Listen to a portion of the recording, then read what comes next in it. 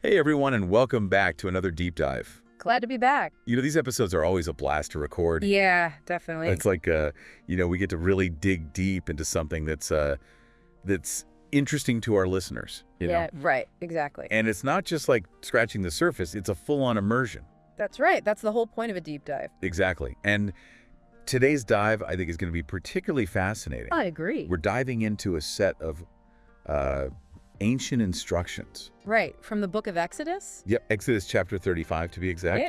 where Moses is addressing the entire Israelite community. It's a pivotal moment in their journey. Absolutely, and we're going to be unpacking some really core ideas that emerge from these instructions, Okay, sounds good. particularly around Sabbath regulations Always a relevant topic. and the call to build a tabernacle. Yes, the heart of their worship and communal identity. Precisely. So we're really going to explore the intersection of,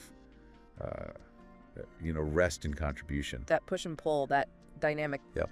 And the power of community. Harnessing collective energy. And even the essence of craftsmanship. Skills, talents, expertise all coming together. Exactly. So, as we embark on this deep dive together, Yeah. I think the question we're wrestling with is, what can these age-old commands tell us about that delicate balance Right. between rest and contributing? Essential for any community. Absolutely. And the power of community itself. Working towards a common goal. And how individual skill and willingness Uh-huh. play a crucial role in achieving something truly significant.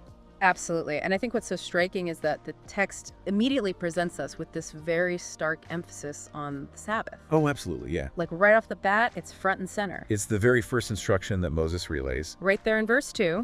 6 days shall work be done, but on the seventh day there shall be to you an holy day, a Sabbath of rest to the Lord. And the very next verse, just to really hammer home the point, Yeah. verse 3 ratchets up the intensity. Whosoever doeth any work therein shall be put to death.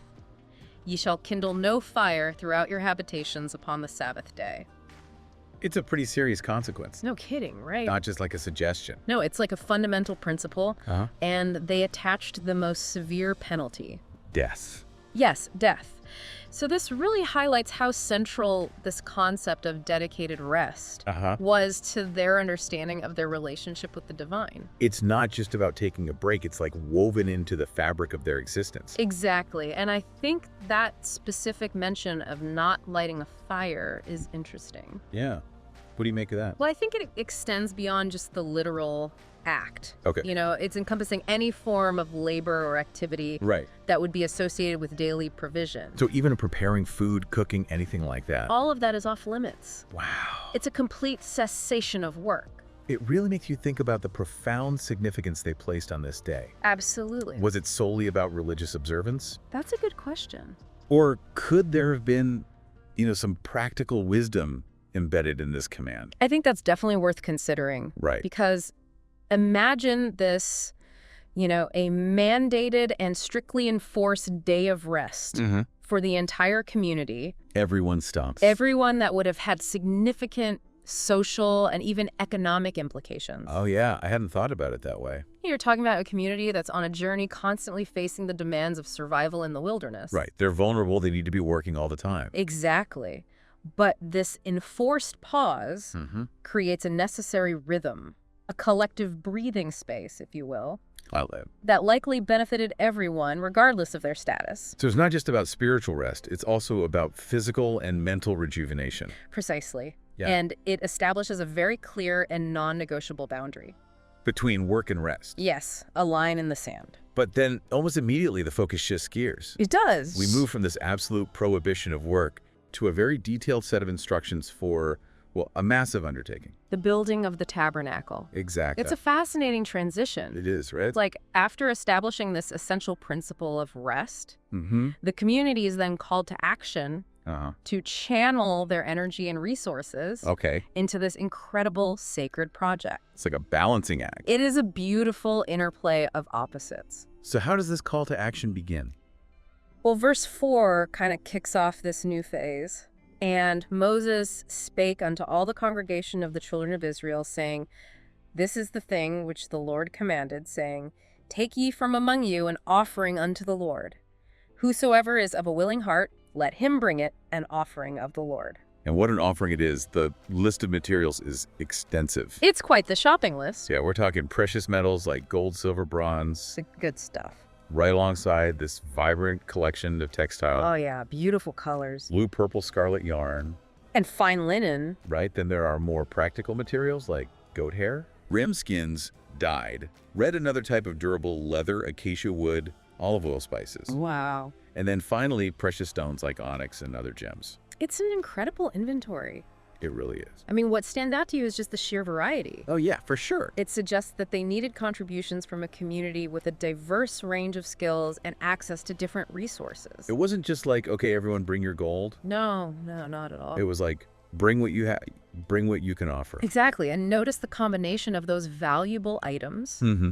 alongside the more commonplace materials. Yeah, like the goat hair. Yeah, exactly. This wasn't solely about monetary wealth. Okay. It was about everyone bringing what they had. Contributing in their own way. Exactly. And that phrase, whosoever is of a willing heart, really jumps out at me. It's crucial, isn't it? It emphasizes that this offering was voluntary. It wasn't a tax or a demand. No, it was a call to their inner desire Mm-hmm. to participate in building something truly sacred. And then, as you said, verses 10 through 19 lay out this detailed blueprint Yes. of what these materials would be used to create, The tabernacle itself, with all its components. the Ark of the Covenant, the table for the bread of the presence, the lampstand, the altars, the courtyard, and even the specific garments for the priests. It's a comprehensive vision. Wow, so they knew exactly what they were building towards, It's like a divinely inspired architectural plan, where every element has a specific purpose and contributes to the whole. right down to the smallest detail. That's incredible. And you can almost imagine the community members listening intently to Moses, trying to understand how their individual contributions, whether a piece of gold or some spun yarn, would fit into this grand design. Gives you a sense of purpose. Definitely. And we can't forget the significance of some of these elements. Right, like the Ark. The Ark, serving as the repository of the covenant, the most sacred object. The lampstand providing constant light, a symbol of divine presence. Yes, and the table with the symbolic bread, always present before the Lord. These were all central to their worship and their identity. And when the text mentions the atonement cover in relation to the Ark, it's so powerful. Yeah, why is that? Because it served as the focal point for reconciliation with the divine. It's where they sought forgiveness and restoration. Precisely a place of immense spiritual significance. And it's not just the major pieces, but as you mentioned earlier, all the intricate details. Those matter too. The clasps holding the curtains together, the frames and crossbars providing structure, the posts and bases offering support. All essential. This level of detail really underscores the importance of precision and order in fulfilling the sacred task. It wasn't a haphazard project, No, it was a carefully orchestrated effort. where every detail mattered. So Moses has laid out these divine instructions, detailed the necessary materials. Right. What's the community's immediate reaction? Well, that's where it gets really interesting. Okay, tell me. Verse 20 says, "And all the congregation of the children of Israel departed from the presence of Moses." So they just left. It seems like there's a moment of pause, perhaps for reflection and consideration. They're letting it all sink in. Exactly. And then verse 21 provides the pivotal response. Okay. "And they came, everyone whose heart stirred him up, and everyone whom his spirit made willing. And they brought the Lord's offering to the work of the tent of meeting, and for all the service thereof, and for the holy garments." Wow, so they came back with a purpose. They did. And it wasn't just about having the resources, it was a deeply personal and willing response. That phrase, whose heart stirred him up, whom his spirit made willing, it speaks to a powerful intrinsic motivation. It does, doesn't it? It wasn't out of obligation or fear, it was something deeper. They were moved to contribute. And the text goes on to list the diverse offerings they brought. Oh yes, a beautiful outpouring of generosity. We hear about gold jewelry of all kinds, brooches, earrings, rings, ornaments, all presented as a wave offering. A beautiful image. Then the various textiles, the silver, the bronze, the acacia wood.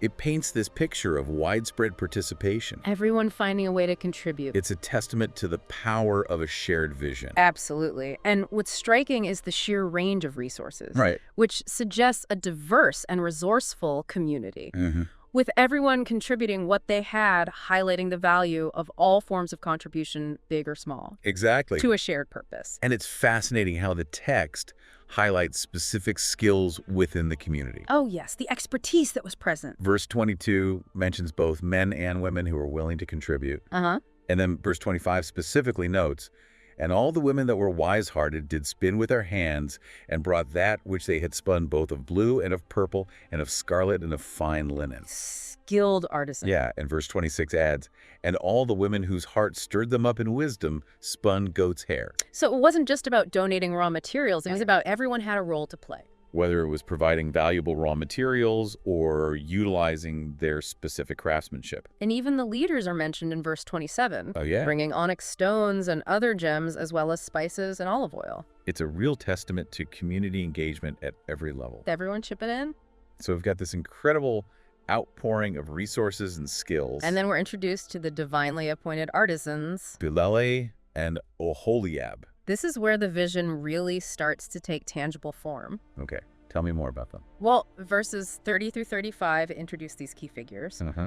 Moses announces, "See, the Lord hath called by name Bezalel, the son of Uri, the son of Hur of the tribe of Judah, and he hath filled him with the Spirit of God in wisdom, in understanding, and in knowledge, and in all manner of workmanship." So their abilities were divinely inspired. Yes, this framing as a divine calling emphasizes that their talents weren't merely natural, but were specifically given to them for this purpose. It's like they were chosen for this task. Exactly, and the list of Bezalel's skills is remarkable. What could he do? He was adept at making intricate designs in gold, silver, and bronze, cutting and setting precious stones, working with wood, and essentially mastering all forms of artistic craftsmanship. Wow, he was like a Renaissance man of the ancient world. He was a true polymath in terms of creative skills. That's amazing. And what's equally significant is that they were given the ability to teach. Yes. Verse 34 states that God hath put in his heart that he may teach both he and Oholiab, the son of Ahisamach of the tribe of Dan. So it wasn't just about them doing all the work themselves. No. It was about ensuring that these skills were passed on within the community. Exactly. Knowledge transfer building capacity for future endeavors. That's really smart. It's about sustainability. So it wasn't just about these two individuals single-handedly completing the task. Right. But about them empowering the community. Through shared expertise. And Oholiab also had some incredible skills. He was an engraver, a designer, an embroiderer in various colored yarns and fine linen, and a weaver. Wow, so they had this powerful partnership. A true collaboration. Of complementary talents, all directed towards realizing this grand vision. Can you imagine the scene? Yeah. All these vibrant colors, the deep blue like the sky, the rich purple associated with royalty, the striking scarlet, all brought to life through their skilled hands. It must have been a sight to behold. A true testament to the power of human artistry. And the text emphasizes that they were filled with wisdom of heart to work all manner of work, and that they were cunning workmen and designers. It's that blend of technical skill and artistic vision. That was essential. And it brings us back to that idea of an aha moment for our listeners. Right. This beautiful and necessary connection between divine inspiration, the practical skills residing within the community, and the collective will required to bring a significant vision to life. It's a powerful combination. It is, and it's something we can all learn from. So as we draw this deep dive to a close, what are the key insights that resonate with you from this exploration of Exodus 35? Well, for me, it's that powerful and immediate juxtaposition of two seemingly contrasting ideas, the absolute necessity of dedicated rest, followed directly by an equally powerful call for communal effort and skilled labor. In building the tabernacle. Precisely, it suggests that both pausing and actively contributing are essential elements. Yes, for a thriving community with a shared sense of purpose. So it's not an either situation. No, it's both. We need both rest and action. In a dynamic balance. It's like breathing in and breathing out. Exactly, a rhythm of life. We've journeyed through the specific commands, witnessed the remarkable variety of offerings, and recognized the crucial role of those divinely gifted individuals like Bezalel and Oholiab. It's been quite a journey. It has, and it leaves us with a thought for you, our listeners, to consider. Reflecting on this ancient account, how do communities today navigate this inherent tension between the need for rest and the call to create and contribute? A timeless question. And what role do your individual skills and your willingness to participate play in achieving the shared visions of the communities you're a part of? That's something worth pondering. It is. How do these ancient principles hold relevance in our modern lives and the societies we build? It's a challenge and an invitation To find that balance within ourselves and our communities, to create spaces for both rest and meaningful contribution, and to recognize the power of our individual skills and talents. to build something greater than ourselves. That's a great note to end on. Thanks for joining us on this deep dive. Always a pleasure. Until next time, keep exploring, keep learning, and keep diving deep. See you then. Bye.